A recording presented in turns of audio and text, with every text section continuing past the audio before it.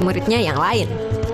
Nama asli Petrus adalah Simeon, nama Aram yang berasal dari kata Simon yang artinya mendengar. Dalam bahasa Yunani, Simeon adalah Simon. Petrus diperkirakan lahir pada tahun 1 sesudah Masehi. Petrus berprofesi sebagai nelayan sebelum ia mengikuti Yesus. Nelayan pada zaman itu adalah pekerjaan yang kasar. Kepribadian nelayan waktu itu dikenal berantakan, keji, berpakaian lusuh, dan sering menggunakan bahasa vulgar. Para nelayan dari abad pertama adalah laki-laki yang sangat jantan. Mereka penuh semangat dan memiliki emosi yang meledak-ledak. Mungkin karena itulah Yakobus dan saudaranya Yohanes disebut anak-anak guru. Kehidupan mereka adalah kehidupan yang kasar karena menangkap ikan merupakan pekerjaan yang sangat menuntut kekuatan fisik. Selain kasar, Petrus juga adalah seorang yang latah, cepat bertindak tanpa berpikir terlebih dahulu. Ia tidak pernah meniru gaya dan kepribadian orang lain. Keaslian yang dimilikinya merupakan salah satu modal dalam kepemimpinannya yang sejati. Sama dengan Andreas adiknya, Petrus juga adalah murid Yohanes Pembaptis sebelum pertama kali diperkenalkan oleh Andreas saudaranya kepada Tuhan Yesus. Kemudian ia dipanggil menjadi murid ketika ia sedang menjala ikan. Tuhan Yesus memberi Petrus nama baru yaitu Kepa atau Kefas dari bahasa Aram yang dalam bahasa Yunani disebut Petros atau Petrus. Nama Kefas dan Petrus mempunyai arti yang sama, yakni batu karang. Pemberian nama baru ini menyiratkan pribadi dan kepemimpinan Petrus atas murid-murid lain. Menurut tradisi, ucapan Yesus tentang nama Petrus yaitu batu karang merujuk kepada diteguhkannya kembali kumpulan orang yang percaya yang kuat dan dimulai dari Kaisarea Filipi sebagai sebuah komunitas atau gereja. Apa saja keunikan Petrus yang dicatat di Alkitab? Di antaranya adalah Petrus meninggalkan jalannya yang adalah penunjang kehidupannya, mata pencariannya, yaitu pekerjaannya dan penghasilannya untuk seluruh anggota keluarga. Meninggalkan orang tua dan saudara-saudaranya, bahkan meninggalkan mertuanya yang sakit-sakitan demi mengikuti Yesus. Mencoba berjalan di atas air untuk mendapati Tuhan Yesus. Ingin mendirikan 3 kemah di atas gunung waktu Tuhan Yesus dimuliakan di atas gunung agar Yesus, Musa, Elia, dan dirinya tinggal di tempat itu. Tidak mau membiarkan Tuhan Yesus membasuh kakinya, menyombongkan kesetiaannya. Berani membela Tuhan Yesus dengan pedang dan memotong salah satu prajurit bernama Malkus yang menangkap Tuhan Yesus di Getsemani. Mengabaikan Yohanes yang ragu-ragu dan dengan berani masuk ke dalam kuburan Yesus. Ketika mengetahui Tuhan Yesus berdiri di pantai, ia mengenakan pakaiannya, lalu terjun ke danau dan berenang ke tepi karena tidak sabar menunggu perahu yang syarat dengan ikan untuk bertemu Yesus. Seperti apa kisah akhir hidup Petrus dan kematiannya? Setelah kebangkitan Yesus, Petrus dikunjungi secara khusus oleh Tuhan Yesus. Kemudian ia memulihkan kembali panggilan Petrus dan memberinya tugas untuk mengembalakan domba-dombanya. Kepemimpinan Petrus atas murid-murid lain dan gereja mula-mula semakin nyata ketika Tuhan Yesus telah naik ke sorga. Petruslah yang memimpin 120 orang murid yang berdoa menantikan turunnya Roh Kudus dan yang berinisiatif untuk memilih pengganti Yudas Iskariot yang berkhianat. Dan ketika terjadi pencurahan Roh Kudus pada hari Pentakosta, dialah yang tampil berkhotbah di hadapan orang-orang Yahudi sehingga 3.000 orang bertobat. Petrus juga yang memimpin para rasul dalam pemberitaan kabar baik kepada orang-orang Yahudi. Dan ketika Samaria menerima Injil, maka Petruslah yang bersama Yohanes yang pergi ke sana. Walaupun Petrus lebih dikenal sebagai rasul bagi orang-orang Yahudi, namun dialah yang pertama kali diutus Tuhan untuk memberitakan Injil kepada orang-orang non-Yahudi. Pada sidang para pemimpin gereja di Yerusalem, Petruslah yang pertama mendesak agar gereja menerima orang-orang non-Yahudi hanya melalui iman kepada Yesus Kristus tanpa perlu disunat terlebih dahulu. Petrus sering melakukan pelayanan ke kota-kota lain di luar Yerusalem. Ia pergi ke Lida dan Yope, Antioquia, dan mungkin ke Korintus. Hampir bisa dipastikan bahwa Petrus juga pergi ke kota Roma, pusat kekaisaran Romawi. Dan tradisi mengatakan bahwa di kota Roma lah ia meninggal bersama Paulus pada masa penganiayaan Kaisar Nero. Petrus meninggal dunia dengan cara disalibkan secara terbalik dengan kepala di bawah. Satu-satunya kisah yang dimiliki tentang kemartiran Petrus berasal dari penulis Kristen awal, Hegesippus. Kisahnya mencakup penampakan Yesus yang ajaib. Ketika Petrus sudah tua, Nero merencanakan untuk menghukum mati Petrus.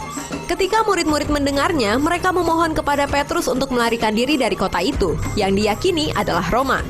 Namun, ketika ia sampai di pintu gerbang kota, ia teringat apa yang dikatakan Yesus yang dicatat Yohanes dalam kitab tulisannya di Yohanes 21 ayat 18-19. Jadi, Petrus pun kembali ke kota. Setelah ditangkap dan dibawa ke tempat kemartiran, menurut Saint Jerome, ia meminta agar disalibkan dengan posisi terbalik karena ia memandang dirinya tidak layak untuk disalibkan dalam posisi yang sama dengan Tuhannya. Kuat dugaan bahwa makam Petrus terdapat di dasar gedung gereja Basilika di kota Roma Vatikan, gereja terbesar di dunia. Petrus meninggalkan warisan berupa kitab suci, yakni surat 1 Petrus dan 2 Petrus, yang diduga kuat ditulisnya dari kota Roma. Selain itu, menurut tradisi dan penelitian para pakar Alkitab, pengaruh Petrus juga sangat kuat di dalam penulisan kitab Injil Markus. Demikian fakta Alkitab tentang Petrus. Ya. Baik, Pak Seto, silakan untuk memulai pengajaran malam hari ini, Pak. Baik, terima kasih, Pak. Selamat malam, Bapak Ibu semua. Sebelum kita dulu belajar tentang perjalanan Paulus, kita sudah belajar tentang Petrus, kan? Masih di antara Bapak Ibu ada yang mengikuti kan waktu itu. Jadi kalau Bapak Ibu membaca kisah para rasul dari bab 1 sampai dengan bab 15, Bapak Ibu akan menemukan cerita tentang Petrus sebagai tokoh utamanya. Apa saja yang dilakukan, apa saja yang dikatakan oleh Petrus, kita bisa melihatnya di kisah dari bab 1 sampai dengan bab 15. Di situ sudah ada Paulus, ya, tetapi Petrus bisa dikatakan memegang peran yang penting. Nah, Bapak Ibu begini, dibandingkan dengan Paulus, Petrus itu lebih akrab di telinga orang Katolik. Iya atau enggak? Betul. Surat Paulus dibaca tiap hari Minggu. Ya, banyak yang dibacakan di hari Minggu, ya, enggak semua. Dan kemudian kalau dikatakan apa yang diajarkan oleh Paulus, Bapak Ibu, ya, dengan mudah kita bisa mempelajarinya, karena memang surat Paulus lebih banyak dipelajari. Nah, sekalipun Petrus itu lebih akrab di telinga orang Katolik, tetapi apa yang diajarkan oleh Petrus itu bisa dikatakan lebih asing dibandingkan dengan surat atau ajaran Paulus. Silahkan periksa sendiri, kalau nggak percaya, tanya sama orang-orang Katolik, apa yang kamu tahu tentang apa yang diajarkan oleh Petrus. Ini kalau orang Katolik ditanya tentang ajaran Petrus, ya akan ketemu. Mikir dulu atau mikir terus? Nah, ini sesuatu yang, iya, kalau dikatakan aneh ya aneh, tetapi tidak bisa dibiarkan begitu saja. Karena itu, saya mengajak Bapak Ibu untuk mempelajari, membaca, berusaha mengerti apa yang diajarkan oleh Petrus. Dan kemudian kita meluangkan cukup banyak waktu. Bapak Ibu silahkan cari ke tempat lain yang sampai meluangkan 6 sesi untuk belajar Petrus. Itu kalau Bapak Ibu menemukan, ya puji Tuhan. Tapi sejauh saya tahu, belum pernah saya mendengar ada yang melakukan itu. Jadi kita akan meluangkan 6 pertemuan, ya, untuk belajar tentang 2 surat yang ditulis atas nama Petrus. Nah, kemudian begini, saya memberi judulnya itu kabar baik menurut Petrus. Kenapa kok memakai kabar baik? Nah, Bapak Ibu begini, di dalam surat Petrus yang pertama, Bapak Ibu akan menemukan berulang kali digunakan kata Injil. Nah, silakan Bapak Ibu membuka dulu, mempersiapkan dulu surat pertama Petrus, ya. Mula-mula bab 1 dulu, silakan ke bab 1. 1 Petrus, bab 1. Silahkan ke ayat 12.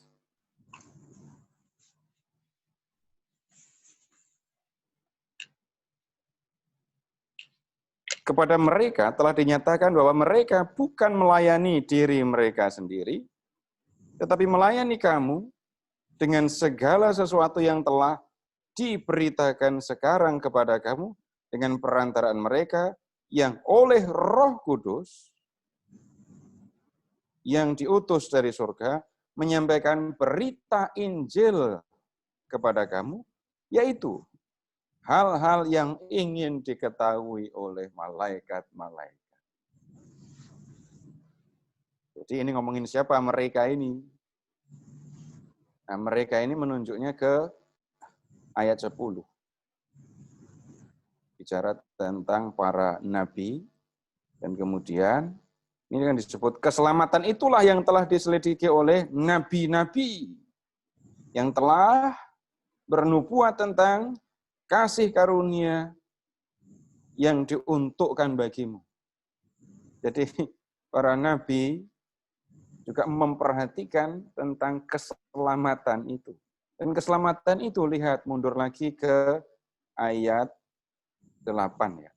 Sekalipun kamu belum pernah melihat dia, namun kamu mengasihinya, kamu percaya kepada dia, sekalipun kamu sekarang tidak melihatnya, kamu bergembira karena sukacita yang mulia dan yang tak terkatakan karena kamu telah mencapai tujuan imanmu, yaitu keselamatan jiwamu.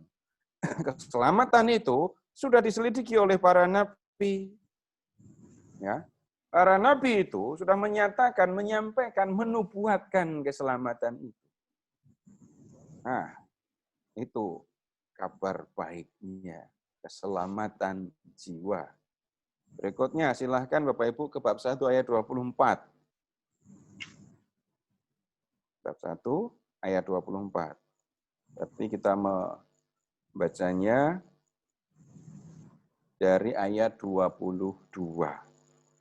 Karena kamu telah menyucikan dirimu oleh ketaatan kepada kebenaran, sehingga kamu dapat mengamalkan kasih persaudaraan yang tulus ikhlas, hendaklah kamu bersungguh-sungguh saling mengasihi dengan segenap hati. Karena kamu telah dilahirkan kembali, bukan dari benih yang fana, tetapi dari benih yang tidak fana oleh firman Allah yang hidup dan yang kekal. Kamu sudah dilahirkan kembali oleh firman Allah yang hidup dan yang kekal. Sebab semua yang hidup adalah seperti rumput. Segala kemuliaannya seperti bunga rumput. Rumput menjadi kering, bunga dan bunga gugur, tetapi firman Tuhan tetap untuk selama-lamanya. Inilah firman yang disampaikan Injil kepada kamu. Inilah firman yang disampaikan sebagai kabar baik kepada kamu. Kemudian lihat ke bab 3. Ayat 18 sampai dengan 19.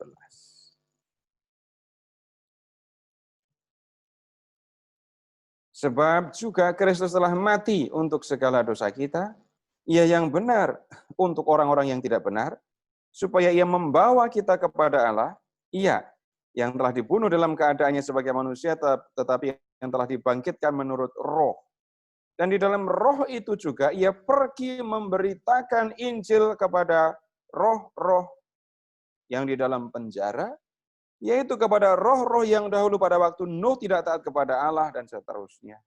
Lihat, Yesus memberitakan Injil, kabar baik kepada roh-roh yang ada di dalam penjara.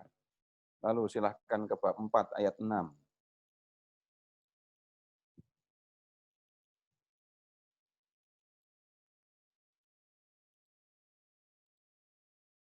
Itulah sebabnya maka Injil telah diberitakan juga kepada orang-orang mati, supaya mereka sama seperti manusia dihakimi secara badani, tetapi oleh roh dapat hidup menurut kehendak Allah.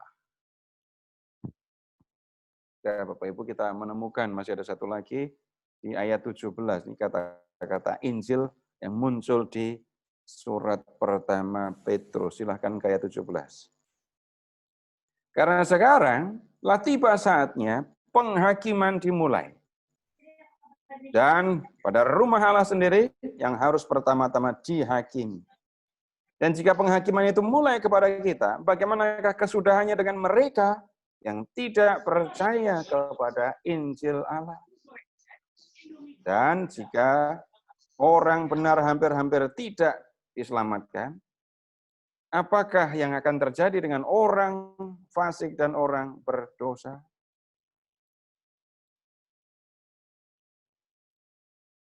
Ini kemunculan kata-kata Injil di dalam surat pertama Petrus. Kabar baik, EU dan Angelion. EU itu baik, Angelion itu kabar. Nah, kalau mendengar kabar baik, maka pertanyaan mendasarnya kan isi kabarnya itu apa? Jadi kabarnya itu apa? Yang dikabarkan itu apa?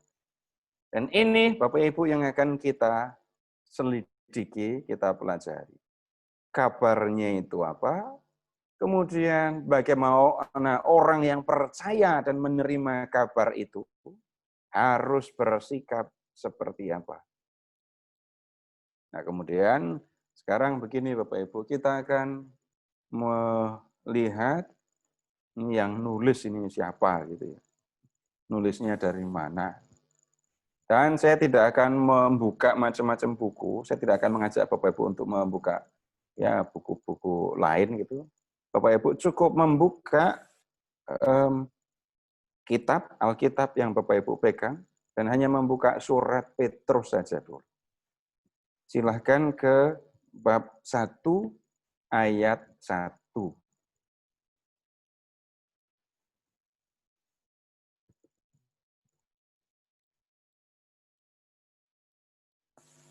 Dari Petrus, Rasul Yesus Kristus, kepada orang-orang pendatang yang tersebar di Pontus, Galatia, Kapadokia, Asia Kecil, dan Bitinia. Ini tunggu dulu. Hanya lihat ke ayat 1. Jadi yang menulis surat ini, atau asal, atau pengirim dari surat ini, adalah Petrus yang adalah Rasul Yesus Kristus. Nah, kemudian lihat sekarang Bapak Ibu ke 1 Petrus bab 5.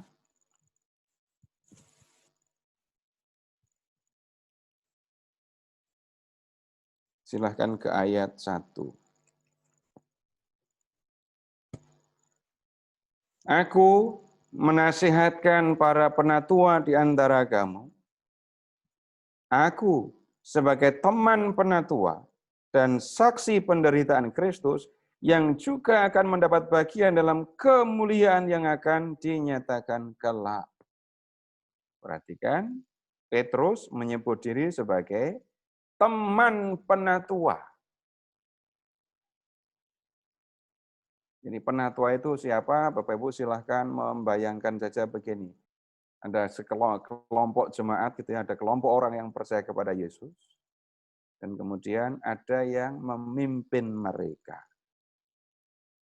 Nah, mereka atau orang-orang yang memimpin, mendampingi, membimbing jemaat, itu yang disebut sebagai penatua. Dan Petrus menyebut dirinya sebagai teman penatua. Ini pasti sikap yang tidak biasa ini. Kalau bicara tentang Petrus, semua orang akan tahu dia adalah rasul. Dia orang yang istimewa. Di antara 12 orang rasul pun, Petrus ada di lingkaran paling dalam.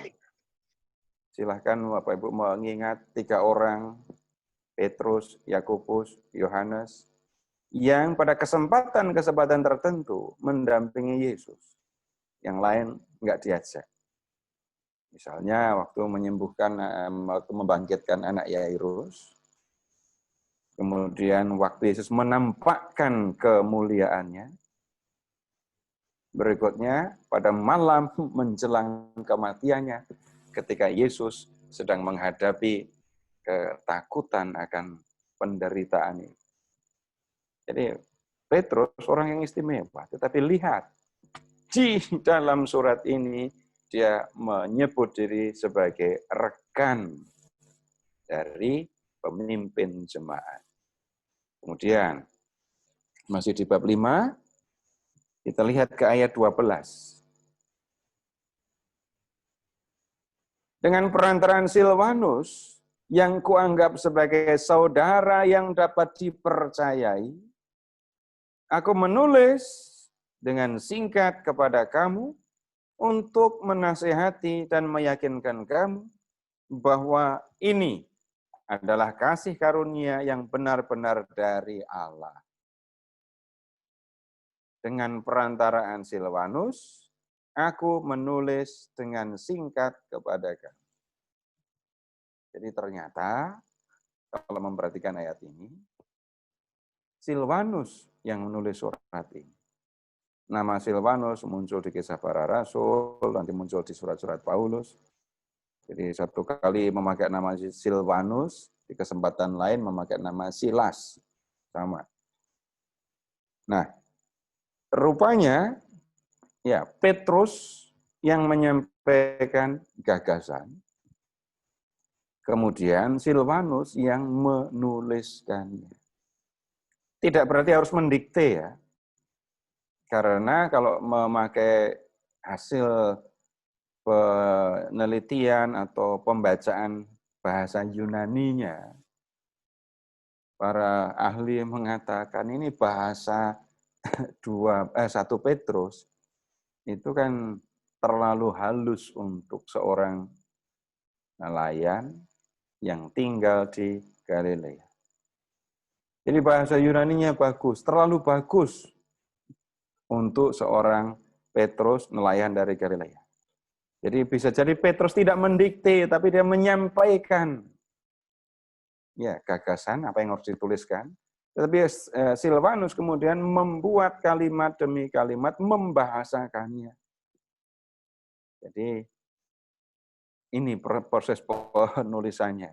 Kemudian Bapak Ibu silahkan melihat ke ayat 13. Salam kepada kamu sekalian dari kawanmu yang terpilih yang di Babylon.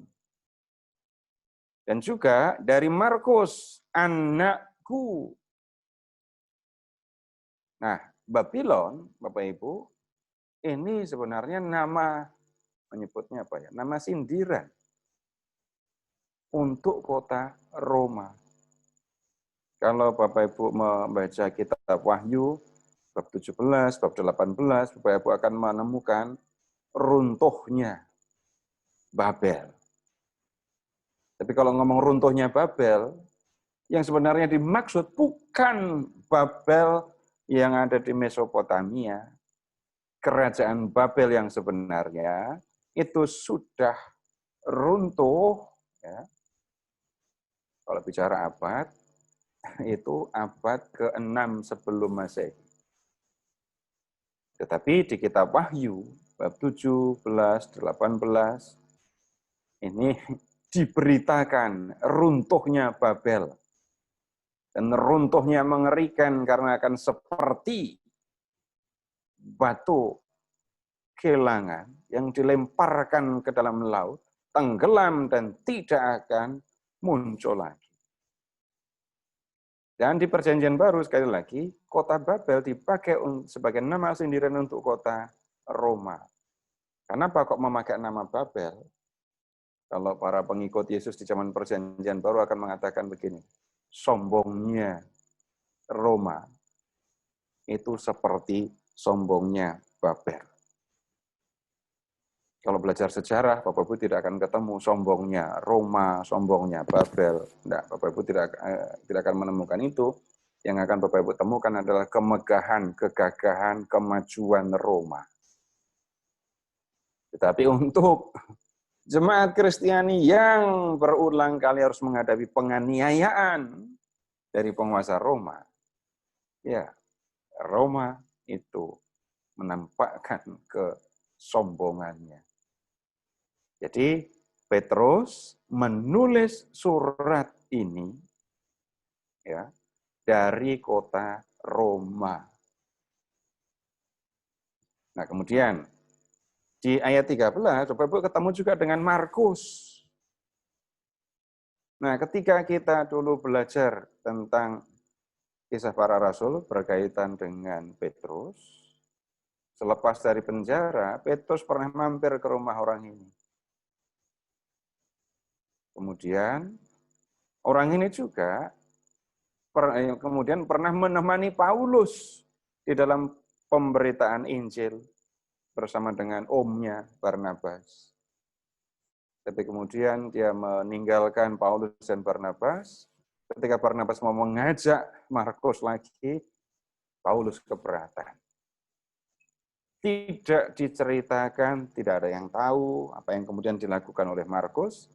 Tapi ternyata Bapak Ibu bisa melihat Markus disebut anakku oleh Petrus. Ini bukan anak biologis, tetapi justru menampakkan dekatnya Markus dengan Petrus. Dan orang ini juga lah yang kemudian menulis Injil Markus. Nah, kalau mengamati atau mempelajari Injil Markus, Bapak Ibu akan melihat begini. Ini bahasa yang digunakan di Injil Markus, cara berceritanya Lukas apa adanya. Ya. Dan ini hanya mungkin terjadi kalau yang ngomong adalah orang yang mengalaminya sendiri. Jadi rupanya yang terjadi, Petrus memberitakan Injil. Petrus bercerita tentang Yesus. Apa yang dialami, apa yang didengarnya dari Yesus, itu yang diceritakan. Nah, Markus duduk di antara para pendengar, memperhatikan terus Petrus mengajar, dan kemudian berdasarkan apa yang diajarkan oleh Petrus, Markus menulis Injil yang kemudian kita kenal sebagai Injil Markus.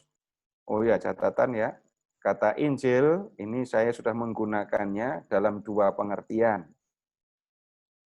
Kalau tadi saya menggunakannya dalam arti Injil itu kabar baik. Nah, sekarang ini ketika menyebut Injil Markus, saya menggunakan kata Injil dalam pengertian yang kedua.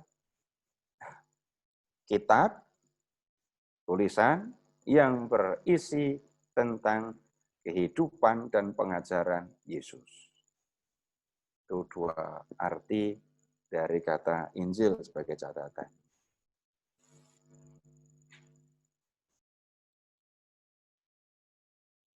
Nah, sekarang kita akan melihat Bapak Ibu, jemaat yang menerima surat ini.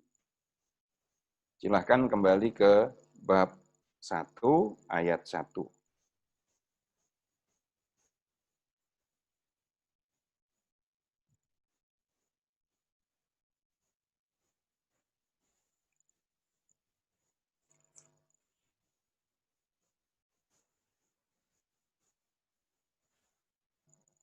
Dari Petrus, Rasul Yesus Kristus kepada orang-orang pendatang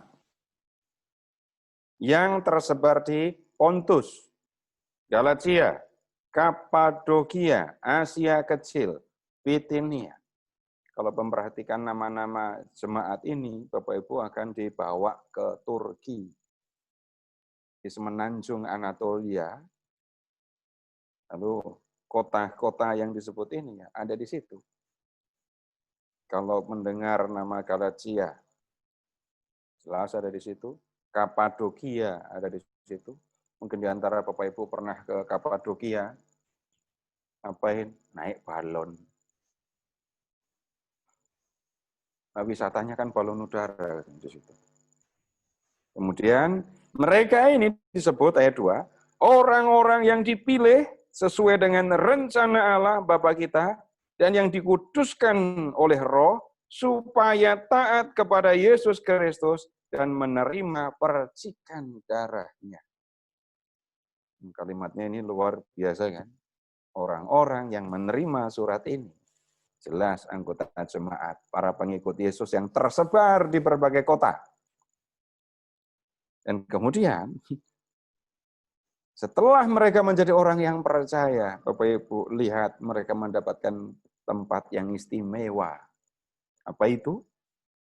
Dipilih sesuai dengan rencana Allah, dikuduskan oleh Roh, untuk apa? Untuk taat kepada Yesus Kristus dan menerima percikan darahnya. Ini urusannya bukan Bapak Ibu, Yesus itu mencurahkan darahnya sendiri lalu dipercikkan ke antara mereka, bukan begitu. Tapi nanti kita akan melihat Bapak Ibu bagaimana Kristus melakukan penyelamatan dengan darahnya. Dan orang-orang yang percaya kepada Kristus itu akan menikmati keselamatan yang dianugerahkan oleh Allah melalui Yesus. Nah, kemudian kita sudah lihat jemaatnya ada di situlah. Lalu kita lihat situasinya. Jemaat yang menerima surat ini keadaannya seperti apa? Dan cara melihatnya Bapak Ibu tetap sama. Kita hanya akan melihat yang ada di dalam surat ini. Jadi Bapak Ibu akan terus saja membolak-balik surat ini. Cuma 5 bab tapi dibolak-balik terus saja. Silahkan ke 1 Petrus bab 4 sekarang.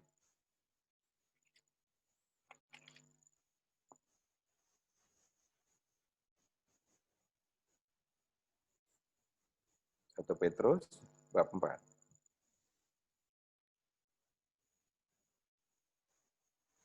Lihat ke ayat 3.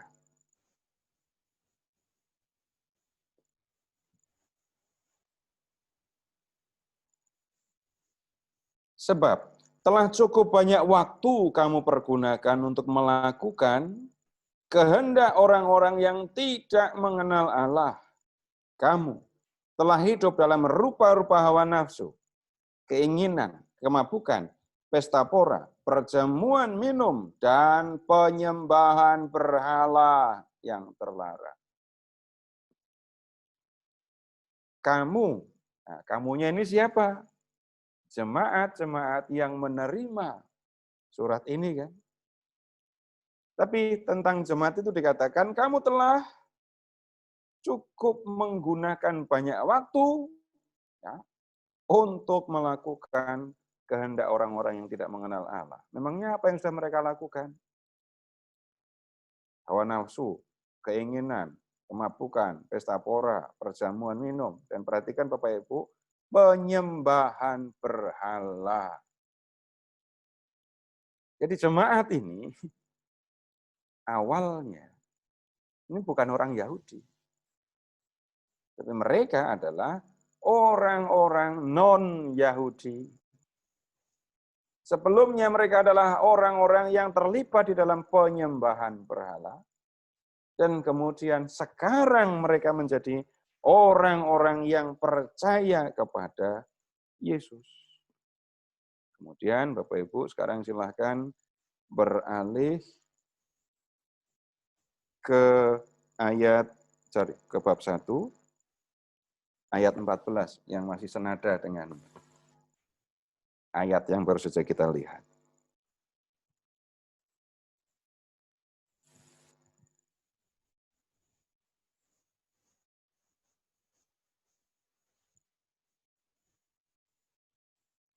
Bab 1, lihat ke ayat 14. Hiduplah sebagai anak-anak yang taat. Jangan turuti hawa nafsu yang menguasai kamu pada waktu kebodohanmu. Waktu kebodohan itu bagaimana? Kapan? Sebelum mereka menjadi percaya, ketika mereka masih ada di dalam penyembahan berhala tadi. Ya. Kemudian ke bab 2, lihat ke ayat 9 dan 10.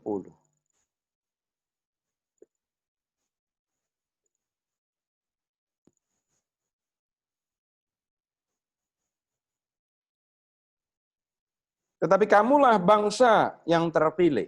Kamulah ya. Bangsa yang terpilih, imamat rajani, bangsa yang kudus, umat kepunyaan Allah sendiri. Ini kok kayak kata-kata untuk orang Yahudi. Tunggu dulu. Supaya kamu memberitakan perbuatan-perbuatan besar dari Dia yang telah memanggil kamu keluar dari kegelapan kepada terangnya yang ajaib. Kamu yang dahulu bukan umat Allah, tetapi yang sekarang telah menjadi umatnya. Yang dahulu tidak dikasihani, tetapi sekarang telah beroleh belas kasih. Dulu kamu bukan umat Allah, sekarang kamu umat Allah. Ini nggak mungkin dikatakan kepada orang Yahudi. Jadi sekali lagi, ini semua menunjukkan Bapak Ibu, jemaat yang dituju oleh surat ini adalah jemaat yang awalnya bukan orang Yahudi. Mereka adalah bangsa-bangsa lain yang menyembah berhala. Apa pengaruhnya? Silahkan Bapak Ibu mengingat kembali ketika belajar tentang Paulus dalam Kisah Para Rasul. Ada pemberitaan Injil kepada orang Yahudi dan ada kepada orang non-Yahudi. Cara memberitakannya berbeda, isi pemberitaannya berbeda, dan kemudian ada hal-hal yang memang istimewa untuk orang-orang bukan Yahudi.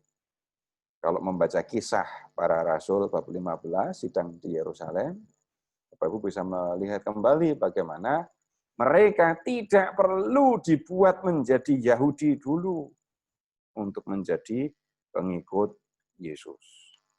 Nah, kemudian Bapak Ibu tolong sekarang melihat begini. Dari bab 2, silahkan ke ayat 11. Saudara-saudaraku yang kekasih. Nah, ini menyapa seluruh jemaat kan kalau begini. Kemudian silahkan ke ayat 18.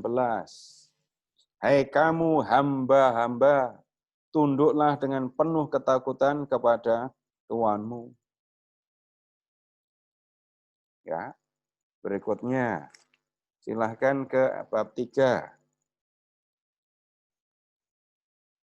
Demikian juga kamu, hai istri-istri, tunduklah kepada suamimu, supaya jika ada di antara mereka yang tidak taat kepada firman, mereka juga tanpa perkataan dimenangkan oleh kelakuan istrinya.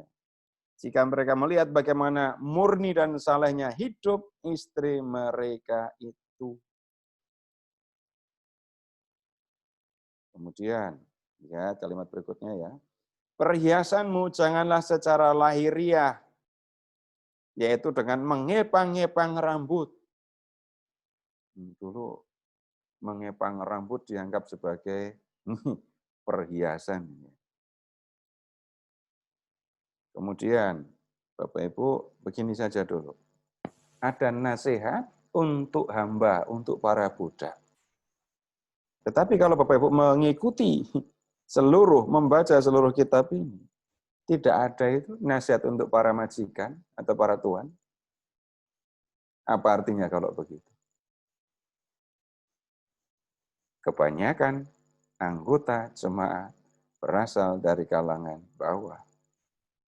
Banyak di antara anggota jemaat itu berasal dari kalangan budak. Nah, berikutnya kalau membaca bab 3 ayat 1 dan 2, Bapak Ibu akan melihat yang aneh lagi. Perhatikan nasihatnya ya. Demikian juga kamu hai istri-istri, tunduklah kepada suamimu, supaya jika ada di antara mereka yang tidak taat kepada firman, mereka juga tanpa perkataan dimenangkan oleh kelakuan istrinya. Jika mereka melihat bagaimana murni dan salehnya hidup istri mereka itu. Banyak di antara anggota jemaat itu perempuan bersuami. Ya. Tetapi suami mereka bukan anggota jemaat, bukan orang yang percaya kepada Yesus. Nah, dari nasihat ini, Bapak Ibu bisa melihat kan, Petrus minta supaya para istri itu tadi menjaga perilaku mereka, supaya para suami mereka yang belum menjadi percaya kepada Yesus, memperhatikan perilaku mereka, dan kemudian ikut menjadi orang yang percaya dan memperoleh keselamatan. Lalu silahkan ke ayat 7. Tidak semua perempuan anggota jemaat begitu ya. Demikian juga, hai kamu, hai suami-suami, hiduplah bijaksana dengan istrimu sebagai kaum yang lebih lemah. Hormatilah mereka sebagai teman pewaris dari kasih karunia, yaitu kehidupan, supaya doamu jangan terhalang. Bapak Ibu, perhatikan nasihatnya. Bapak-bapak aja sih. Ibu-ibu nggak usah, udah dinasihati di ayat 1 dan seterusnya tadi ya. Suami-suami, hiduplah bijaksana. Hormati istrimu sebagai teman pewaris dari kasih karunia, yaitu kehidupan. Hormati istrimu karena kamu berdua adalah orang-orang yang akan mendapat warisan kehidupan surgawi. Nah, jadi ada suami istri yang menjadi anggota jemaat, tetapi ada juga perempuan-perempuan di dalam anggota jemaat ini, suaminya tidak atau belum menjadi orang yang percaya. Berikutnya, silahkan sekarang Bapak Ibu ke bab 4.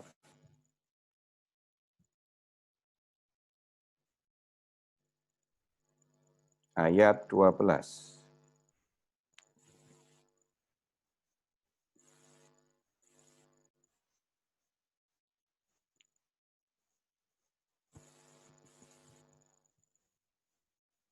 Saudara-saudara yang kekasih, janganlah kamu heran akan nyala api siksaan yang datang kepadamu sebagai ujian, seolah-olah ada sesuatu yang luar biasa terjadi atas kamu.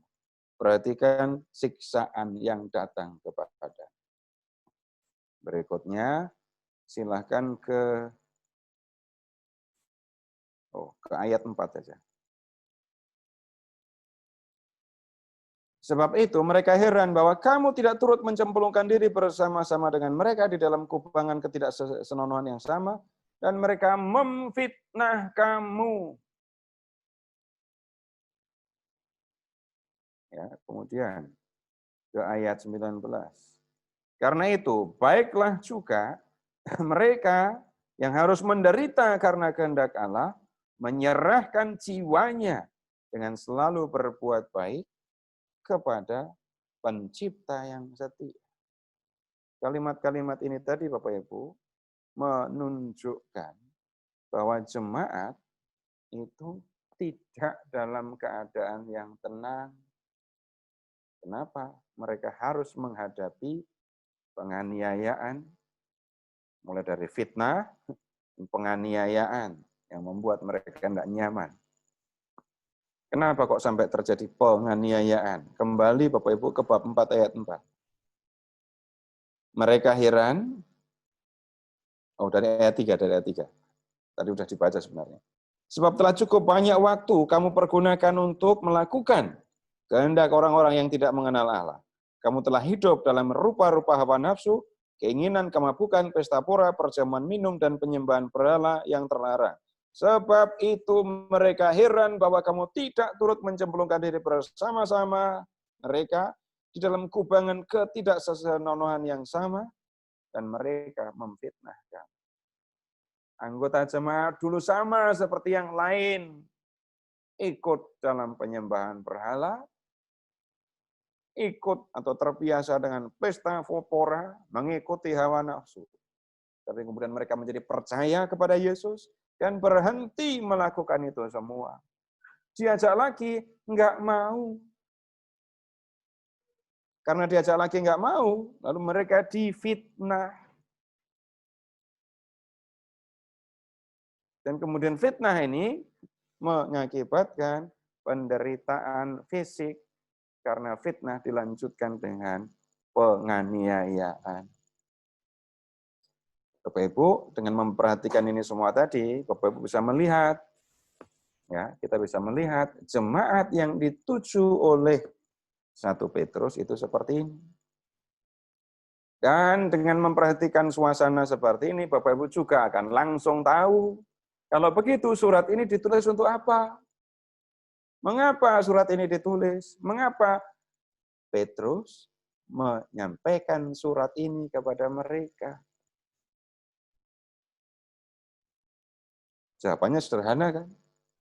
Petrus mau meneguhkan jemaat yang sedang menghadapi penderitaan, supaya mereka tetap percaya kepada Yesus, tidak meninggalkan iman mereka, sekalipun harus menghadapi penganiayaan itu. Dan kemudian pada kesempatan ini juga, di dalam surat ini, Petrus menunjukkan apa yang sesungguhnya dilakukan oleh Yesus untuk mereka, dan bagaimana seharusnya mereka hidup sebagai orang yang percaya kepada Yesus. Dan Bapak Ibu, tentang beberapa hal yang perlu kita ketahui sebelum membaca 1 Petrus, sudah saya sampaikan. Kalau ada yang perlu ditanyakan, ada yang perlu disampaikan, silahkan.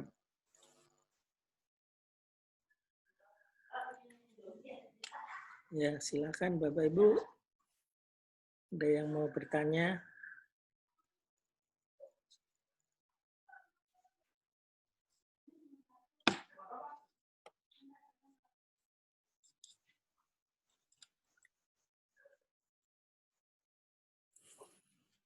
Belum ada ya? Ini kalau di antara Bapak Ibu yang ikut belajar ini lebih banyak laki-laki atau perempuan?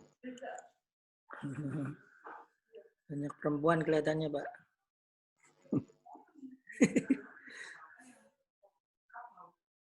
Harus ikut suami ya, Pak ya? Jadi di zaman dulu sudah kayak gitu.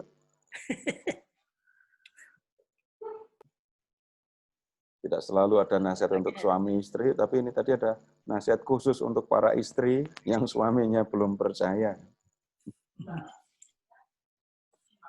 Begini saja kalau begitu, Bapak Ibu gantian saya yang bertanya.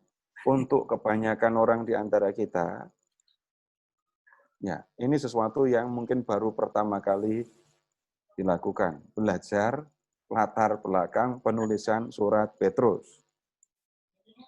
Baru pertama kali atau sudah sering belajar kayak gini? Pertama ini. Nah, kemudian begini, yang saya ajak Bapak Ibu untuk lakukan itu adalah sebenarnya mempelajari apa saja yang tertulis di dalam surat. Jadi saya tidak mengambil referensi dari buku mana, enggak. Tapi saya mengajak Bapak Ibu, lihat, ini yang nulis Petrus. Dia rasul. Dia bersama dengan Yesus. Dia saksi mata. Tapi lihat, dia menyamakan diri dengan para penatua, pemimpin jemaat. Ya. Kemudian, lihat juga, ternyata ketika dia menulis surat ini, dia nggak nulis sendiri. Dia menyampaikan gagasan, lalu yang membahasakan dan menuliskan itu adalah seorang yang terlibat di dalam pemberitaan Injil juga, yang bernama Silvanus.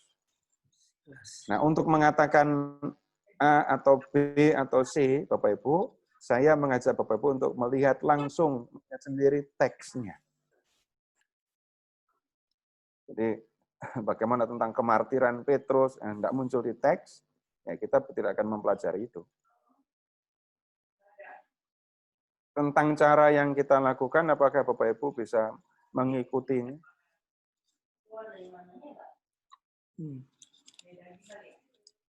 Jadi Bapak Ibu harapannya bisa bercerita tentang surat pertama Petrus dengan menunjukkan ayat-ayatnya.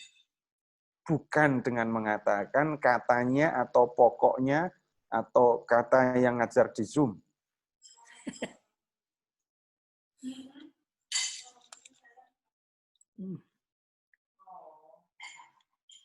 Nggak ada? Ya, saya harap semua jelas, cuman gampang, cuman begitu aja kok.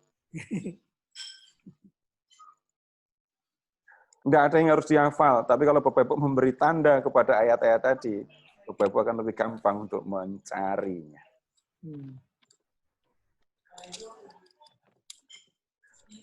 Ya, benar nggak ada ya? Silahkan beralih ke 2 Petrus kalau nggak ada. Jadi malam ini kita belajar pendahuluan tentang ini latar belakang, penulisan surat, siapa yang nulis, dan lain-lain.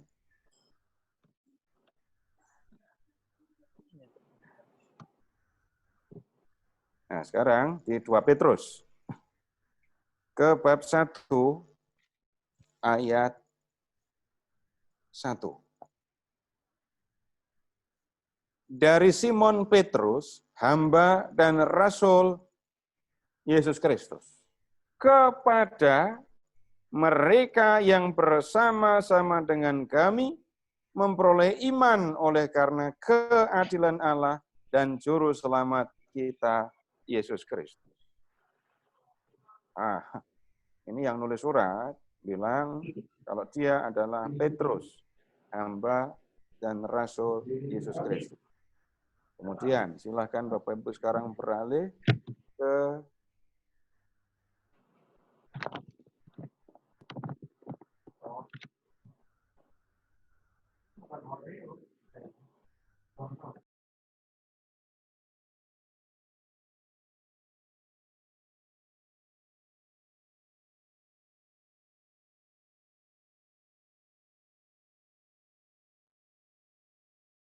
bab 1 ayat 16 ya. Sebab kami tidak mengikuti dongeng-dongeng isapan jempol manusia. Ketika kami memberitahukan kepadamu kuasa dan kedatangan Tuhan kita Yesus Kristus sebagai Raja, tetapi kami adalah saksi mata dari kebesaran. Kami menyaksikan bagaimana ia menerima kehormatan dan kemuliaan dari Allah Bapa ketika datang kepadanya suara dari yang maha mulia yang mengatakan, inilah anakku yang kukasihi, kepadanya lah aku berkenan. Suara itu kami dengar datang dari surga ketika kami bersama-sama dengan dia di atas gunung yang kudus. Nah, ini Petrus mengatakan bahwa dia hadir, ikut melihat bagaimana Yesus menyatakan kemuliaannya di atas gunung itu. Nah, kalau kita memperhatikan hal yang seperti ini, nah Bapak Ibu, kita akan segera ambil kesimpulan, berarti yang nulis benar-benar Petrus ini. Sama dengan yang nulis 1 Petrus. Tetapi, kalau penyelidikan dilanjutkan, Bapak Ibu, ini bedanya saya dengan Bapak Ibu, cuma saya baca duluan aja kok. Maka orang akan mengambil simpulan, jangan-jangan bukan Petrus ini. Dari mana bisa mengatakan begitu? Silakan Bapak Ibu ke bab 3. 2 Petrus, bab 3.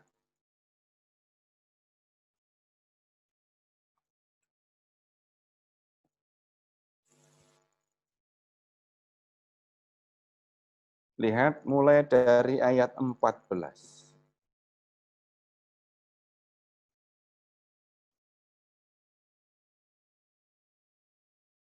Sebab itu, saudara-saudaraku yang kekasih, sambil menantikan semuanya ini, kamu harus berusaha supaya kamu kedapatan tak bercacat dan tak bernoda di hadapannya dalam perdamaian dengan Dia.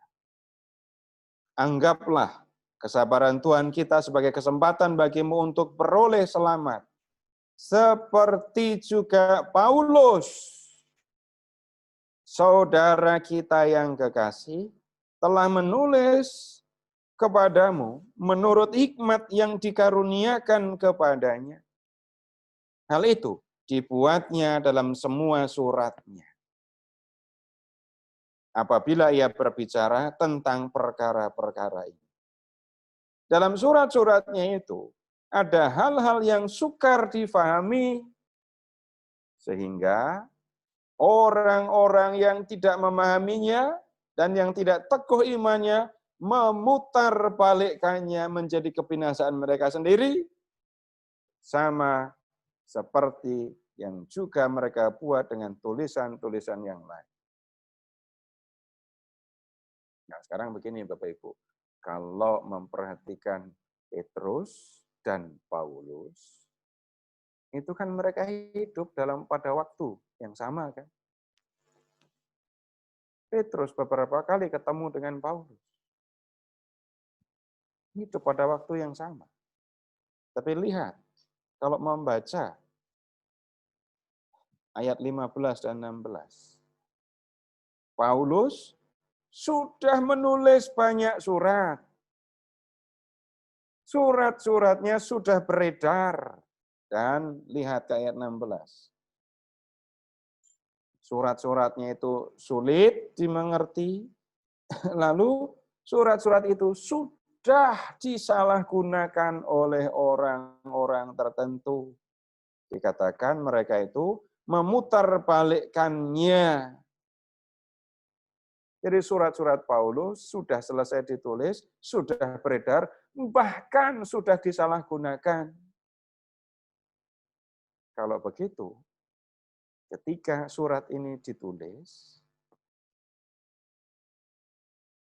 Paulus itu tokoh yang masih ada atau tokoh masa lampau ketika 2 Petrus ditulis. Kalau suratnya sudah beredar, sudah disalahgunakan, itu sudah apa? Paulus sudah menjadi tokoh di masa lalu. Bukan tokoh di zaman ketika 2 Petrus ditulis. Nah, kalau begitu kita melihat, kalau begitu 2 Petrus ditulis lebih kemudian. Kalau Paulus dianggap sebagai tokoh masa lampau, ya Petrus juga sudah menjadi tokoh di masa lalu. Sudah nggak ada lagi maksudnya orang. Kemudian, Bapak Ibu silahkan melihat bab 3,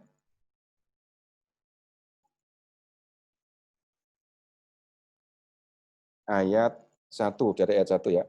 Saudara-saudara yang kekasih, inilah surat yang kedua yang kutulis kepadamu. Di dalam kedua surat itu, aku berusaha menghidupkan pengertian yang murni akan peringatan-peringatan, supaya kamu mengingat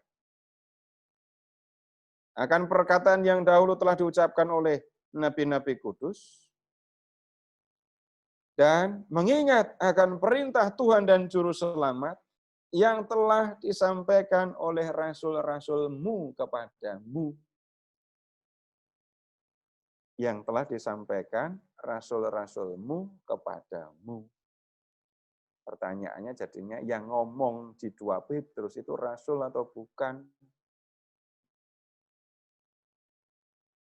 Malah bukan rasul. Jadi para rasul juga sudah menjadi tokoh di masa lampau. Nah, kemudian dari pernyataan ini saja Bapak Ibu sudah bisa melihat 2 Petrus ditulis dengan nama Petrus, tetapi tidak ditulis oleh Petrus. Ada lagi tandanya kalau surat ini sudah muncul di zaman sesudah Petrus. Kalau membaca bab 3 ayat 1 dan seterusnya, nanti kita akan lihat ya. Ini sudah ada ejekan-ejekan terhadap keyakinan Kristiani tentang kedatangan Tuhan. Katanya Tuhan akan datang cepat-cepat. Katanya Tuhan akan segera datang.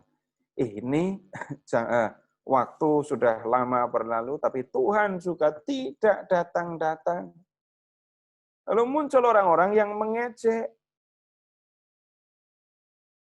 Nah, ketika dikatakan sudah banyak orang yang mengejek keyakinan akan kedatangan Tuhan untuk kedua kalinya, sudah bisa dipastikan Bapak Ibu, ini tulisan muncul agak lama sesudah Petrus. Nah, terus siapa yang nulis? Yang nulis siapa? Kemungkinan yang paling besar itu adalah ya murid Petrus, orang yang dekat dengan Petrus, yang tahu gagasan, pemahaman Petrus.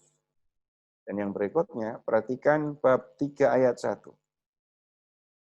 Ini sudah surat yang kedua yang kutulis kepadamu. Murid Petrus yang menulis surat ini kalau begitu punya peran juga di dalam jemaat-jemaat.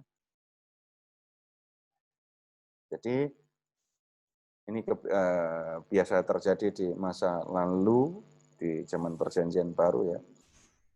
Orang yang punya peran di dalam jemaat menulis seolah-olah dia adalah tokoh orang penting yang punya peran di dalam jemaat.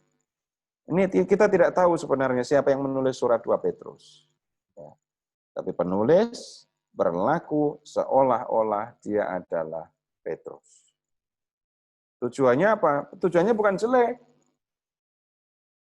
Ini kebalikan dari plagiator.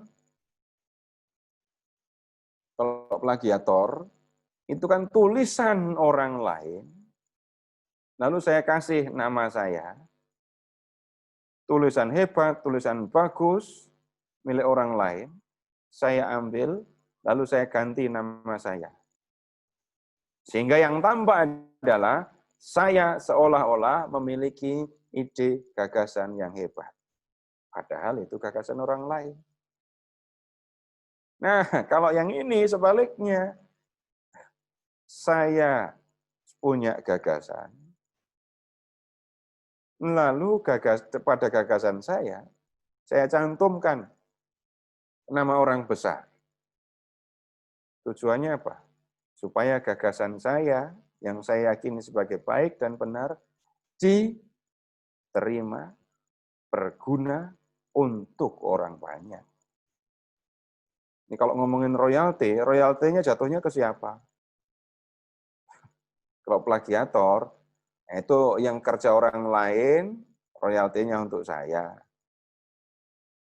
Kalau yang ini, nggak ada royalti karena apa? Tulisan-tulisan saya. Saya kasih nama orang yang sudah nggak ada. Saya nggak memerlukan royaltinya. Yang saya perlukan adalah tulisan saya didengarkan, diterima oleh orang lain, supaya mereka menjadi lebih baik. Begitu maksudnya. Jadi, situasi yang dialami oleh jemaat, Bapak Ibu, memang juga berbeda dengan yang dihadapi oleh 1 Petrus. Bedanya apa? Kalau membaca 1 Petrus, Bapak Ibu ketemu dengan penganiayaan. Ya. Kalau membaca 2 Petrus, Bapak Ibu tidak ketemu dengan penganiayaan. Tetapi ketemunya dengan nabi-nabi palsu. Orang-orang yang ada di antara anggota jemaat yang mengajarkan hal-hal yang tidak benar. Orang-orang yang menjadi percaya kepada Yesus tapi kemudian berbalik dan menjadi orang-orang yang mengejek keyakinan jemaat. Bapak Ibu lebih repot mana menghadapinya? Musuh dari luar jemaat atau musuh dari dalam jemaat? Sama-sama repotnya. Kadang-kadang lebih repot kalau musuhnya ada di dalam jemaat, lalu kita nggak ngerti mana teman, mana lawan. Seandainya di antara Bapak Ibu, di dalam komunitas misalnya ya, itu ada orang yang punya pengaruh, didengarkan. Lalu dia ngomong yang sesat, menyampaikan ajaran yang nggak benar. Itu masih banyak orang yang mau mendengarkan loh ya. Dulu belum ada hierarki seperti yang kita lihat sekarang. Di dalam jemaat muncul orang-orang yang pandai bicara, punya pengaruh di dalam jemaat, dan silahkan membayangkan kalau orang-orang kayak gini ngomongnya ngawur. Punya gagasan, punya ide yang tidak sesuai dengan ajaran Kristiani, tapi kemudian menyampaikan kepada jemaat apa yang terjadi. Nah, banyak orang yang menjadi sesat, mempercayai omongan orang-orang seperti itu. Nah, kemudian surat ini kalau begitu ditulis, atau begini saja, ini Bapak Ibu belum saya ajak untuk membuka teks. Ya. Silahkan ke 2 Petrus bab 2. 2 Petrus bab 2. Lihat ke ayat 1.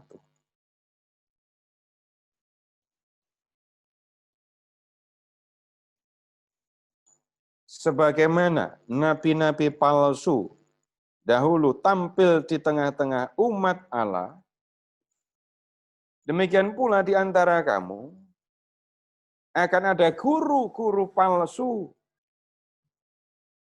Mereka akan memasukkan pengajaran-pengajaran sesat yang membinasakan, bahkan mereka akan menyangkal penguasa yang telah menebus mereka, dan dengan jalan demikian segera mendatangkan kebinasaan atas diri mereka. Kemudian lihat ke ayat 2. Banyak orang akan mengikuti cara hidup mereka yang dikuasai hawa nafsu, dan karena mereka jalan kebenaran akan dihujat. Dan karena keserakahannya, guru-guru palsu itu akan berusaha mencari untung dari kamu dengan cerita-cerita isapan jempol mereka.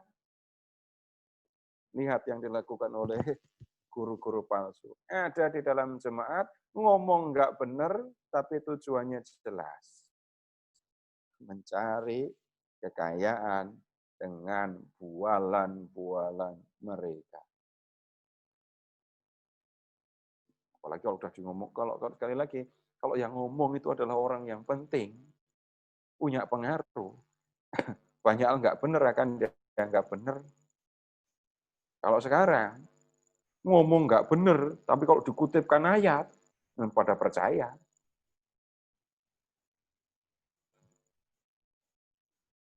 Ini cuma kalau ngutip ayat lalu bisa dipercaya omongannya, Bapak Ibu, tolong mengingat ketika Tuhan Yesus dicobai oleh iblis. Iblisnya ngutip ayat apa enggak? Kutip ayat, kutipannya tepat. Enggak mau ke Alkitab, langsung bisa ngutip. Jadi kalau cuma dikutipkan ayat-ayat, jangan buru-buru percaya. Kemudian, sekarang kita lihat ke ayat 17. Ini penulis langsung apa menyebutnya ya, menyampaikan serangan kepada guru-guru palsu itu. Guru-guru palsu itu adalah seperti mata air yang kering, seperti kabut yang dihalau taufan. Bagi mereka telah tersedia tempat dalam kegelapan yang paling dahsyat. Kacau loh mereka ini. Sebab mereka mengucapkan kata-kata yang congkak dan hampa, dan mempergunakan hawa nafsu cabul untuk memikat orang-orang yang baru saja melepaskan diri mereka dari hidup dalam kesesatan. Kurang ajar beneran ini. Berikutnya lagi ke bab 3 yang tadi saya sampaikan kepada Bapak Ibu. Ayat 3, bab 3 ayat 3. Yang terutama harus kamu ketahui ialah bahwa pada hari-hari zaman akhir akan tampil pengejek-pengejek dengan ejekan-ejekannya, yaitu orang-orang yang hidup menurut hawa nafsu. Kata mereka, di manakah janji tentang kedatangannya itu? Sebab sejak bapa-bapa leluhur kita meninggal, segala sesuatu tetap seperti semula pada waktu dunia diciptakan. Ini hal yang digunakan untuk mengganggu orang-orang yang percaya kepada Kristus, para anggota jemaat. Dipertanyakan, mana janji? Katanya Tuhan akan segera datang. Udah lama janji itu disampaikan, tapi situasi tidak berubah. Kalau Tuhan berjanji sampai sekarang tidak dipenuhi, jangan-jangan Tuhan tidak setia janji. Kalau Tuhan tidak setia janji, ya sudah, nggak bisa dipercaya. Ini nyambung dengan ajaran-ajaran yang berkaitan dengan soal hawa nafsu tadi. Nah, Bapak Ibu, penulis 2 Petrus mau meneguhkan kepercayaan jemaat. Jangan sampai mereka bimbang menghadapi guru-guru yang palsu, yang menyampaikan kata-kata seolah-olah itu benar, seolah-olah itu adalah firman Allah, padahal yang mereka sampaikan sesungguhnya hanya menuruti hawa nafsu mereka. Jangan percaya kepada mereka. Kemudian, kalau mereka pada ngecek tentang kedatangan Tuhan di zaman akhir, nah, penulis 2 Petrus juga menunjukkan apa yang kita yakini tentang kedatangan Tuhan harus tetap kita pegang. Kenapa kok begitu? Tuhan yang mengatakan, dan kemudian nggak mungkin Tuhan mengabaikan janjinya. Tetapi harus diingat, hitungan waktu menurut manusia dengan hitungan waktu menurut Allah itu berbeda sama sekali. Baik, sekarang Bapak Ibu sudah melihat, ini ada 2 surat, 1 Petrus, 2 Petrus. Dua-duanya menggunakan nama Petrus. Tapi surat yang satu, yang pertama memang dari Rasul Petrus, surat yang kedua ditulis oleh muridnya, bertanggung jawab atas jemaat, tetapi menggunakan nama Petrus. Dari mana tahu itu? Perhatikan beberapa data yang ada di dalam teks yang menampilkan para rasul sebagai tokoh masa lalu, surat-surat Paulus sebagai tokoh masa lalu juga. Nah, kemudian kalau surat yang pertama ditulis untuk jemaat-jemaat yang tadi sudah disebut, surat yang kedua bisa jadi, atau kemungkinan besar ya untuk mereka juga, karena di bab 3 ayat 1 dikatakan, ini sudah surat yang kedua yang kutulis kepada jemaat yang menerima surat sama, tetapi situasi sudah berbeda. Tidak ada lagi penganiayaan, yang ada kekacauan di dalam anggota jemaat, karena munculnya orang-orang yang menyampaikan ajaran sesat. Nah, ini yang kita pelajari malam hari ini, ada yang perlu disampaikan. Ini saya ngomongnya terlalu gampang itu kali ya. Iya Pak Seto. Pak Seto mau nanya, kalau saya bisa simpulkan dari Paulus dan Petrus ini, kalau di Petrus ini lebih banyak nasihat-nasihat gitu Pak ya. Sedangkan kalau di Paulus kan dia lebih banyak bisa berkarya dengan dukungan Roh Kudus, bisa membuat mujizat-mujizat. Betul nggak Pak ya? Menurut saya nggak begitu, Pak.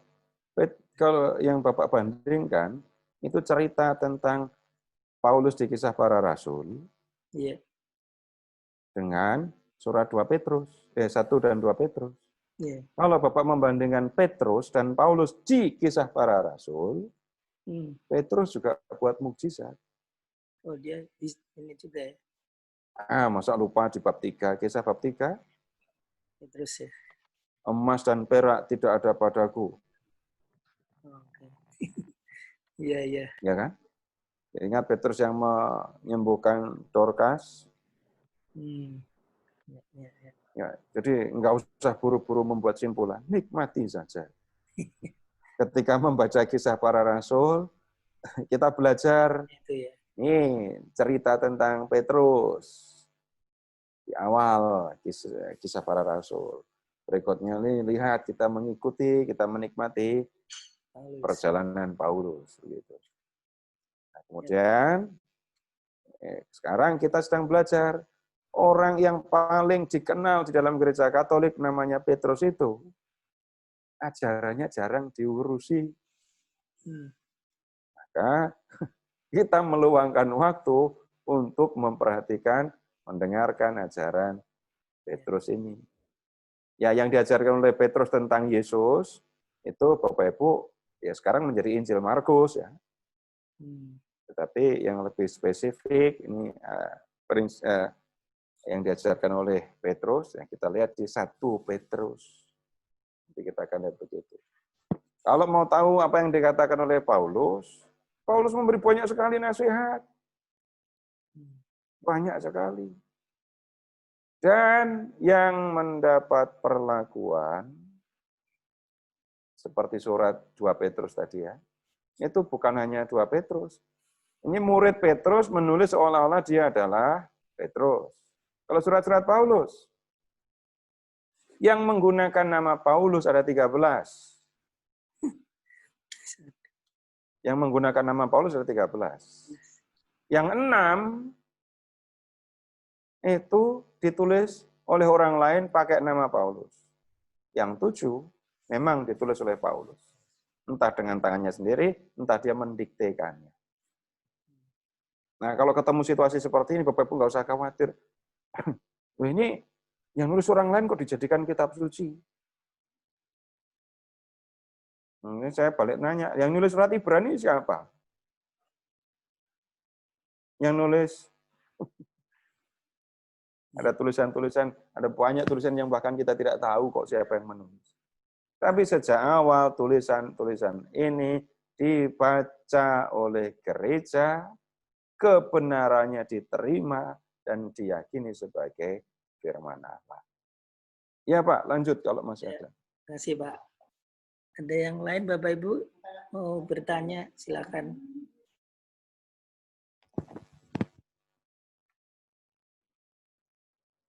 Kalau nggak ada ya udah besok mulai dibaca dan dihafalkan 1 Petrus ya.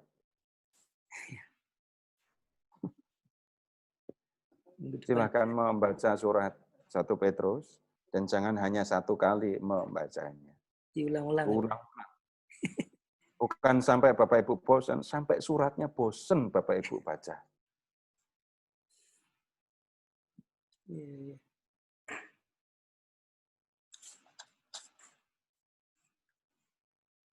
Ada di chat Pak. Di chat ada apa? Ada nabi palsu yang tadi dijemput.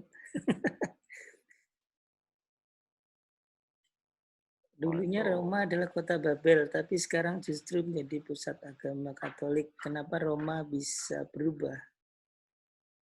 Karena Petrus itu. Ya. Kenapa berubah? Romanya tidak berubah. Nah, Roma pada waktu ke zaman kekaisaran, itu kan pusat kekaisaran. Pusat kekaisaran. Pusat kekaisaran. Kemudian, ya, beberapa orang kaisar memang terlibat di dalam penganiayaan terhadap jemaat. Jelas jemaat menghadapi penganiayaan itu. Entah di surat di kitab Wahyu itu menjadi sangat jelas. Tapi kemudian Bapak Ibu mengingat saja yang di Kisah Para Rasul, kamu akan menjadi saksiku mulai dari Yudea, Samaria sampai ke ujung bumi. Ujungnya mana? Roma. Dan pada masanya berita tentang Yesus sampai di Roma, diterima di Roma dan mengubah Roma menjadi pusat pemberitaan Kristus, pusat pemberitaan Injil.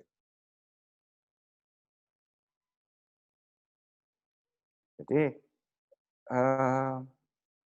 nggak perlu kemudian karena Roma adalah dulu ini, kenapa kalau Roma dulu itu lambang kesombongan, ngapain kok dipakai oleh orang Katolik jadi pusat kekaisaran, pusat agama iman, pusat gereja Katolik.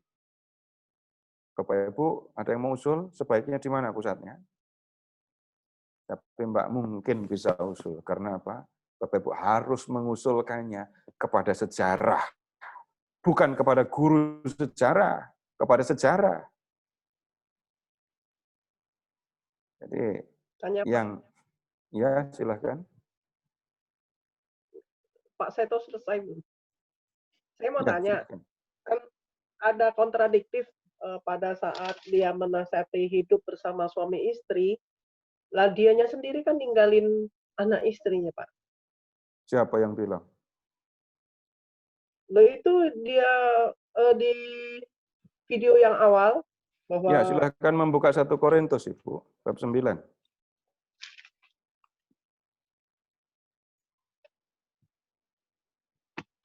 1 Korintus bab 9 ayat 5. ya Pak, Ya, silahkan dibaca. tidakkah kami mempunyai hak untuk membawa seorang istri Kristen dalam perjalanan kami, seperti yang dilakukan rasul-rasul lain dan saudara-saudara Tuhan dan Kefas. Jadi Kefas ketika memberitakan Injil membawa istri apa enggak? Kalau menurut sini tadi bawa. Nah, Tetapi dalam video, ya, kita mempelajari video atau mempelajari Alkitab? berarti video itu salah. Paulus ketika memberitakan Injil, dia enggak bawa istri karena memang enggak punya. Ya, Tapi Petrus, dan kemudian disebut juga ada orang-orang lain, saudara-saudara Tuhan, ternyata ketika pergi memberitakan Injil, bawa istri.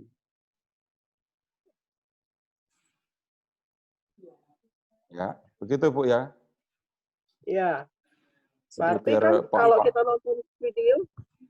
kita nonton video itu kan tidak bisa terima ini kan sebelum kita baca Alkitab. ya memang harus di counter. video. Jadi maka saya selalu mengatakan kepada Bapak Ibu, ketika kita belajar sesuatu yang memang dari Alkitab, cari sumbernya, tunjukkan ayatnya. Enggak bisa hanya kata ini, kata itu. Nah, lihat sendiri.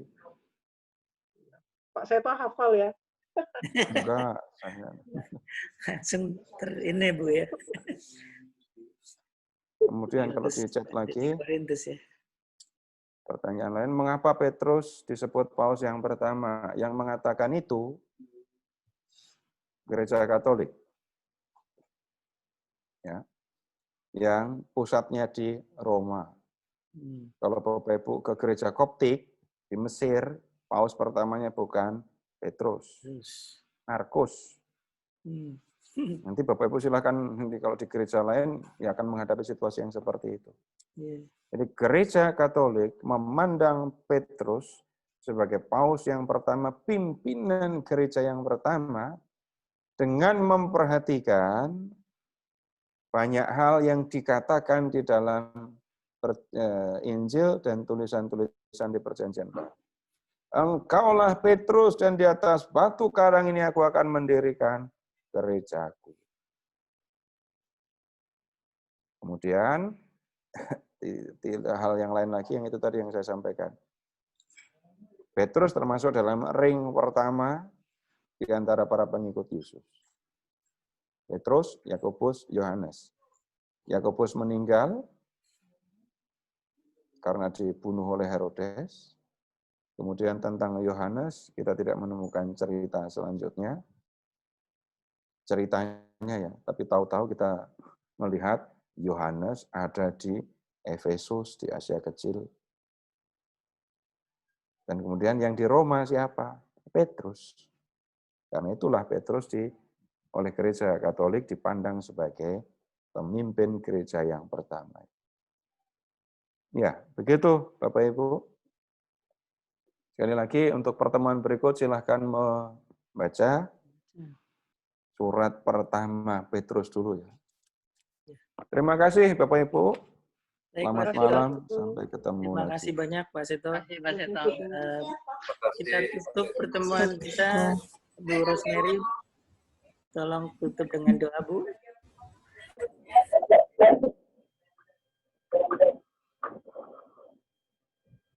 Bu Rosemary masih? Bu Rosemary. Di unmute dulu, Ibu. Oke, ya. Baik. Mari kita satukan hati itu sama-sama. Kita buat tanda kemenangan, tanda iman kita dalam nama Bapa dan orangnya. Amin. Tuhan. Terima kasih atas pengajaran yang Kau sampaikan pada malam hari ini tentang firman-Mu melalui Rasul Petrus yang disampaikan oleh Bapak Seto Marsono. Kiranya apa yang telah disampaikan Pak Seto boleh kami pahami dan semakin menguatkan iman kami. Tuhan, minggu-minggu mendatang, 5 kali pertemuan lagi, kami masih membahas tentang surat Rasul Petrus ini. Kiranya Engkau memberikan kesempatan kami untuk boleh kembali belajar bersama pada minggu-minggu mendatang. Sebentar lagi kami ingin kembali pada aktivitas kami masing-masing, Tuhan. Kami ingin beristirahat juga pada malam hari ini. Kiranya Engkau mendampingi kami, menyertai istirahat kami, sehingga besok pagi kami boleh bangun kembali dengan semangat yang baru. Tuhan,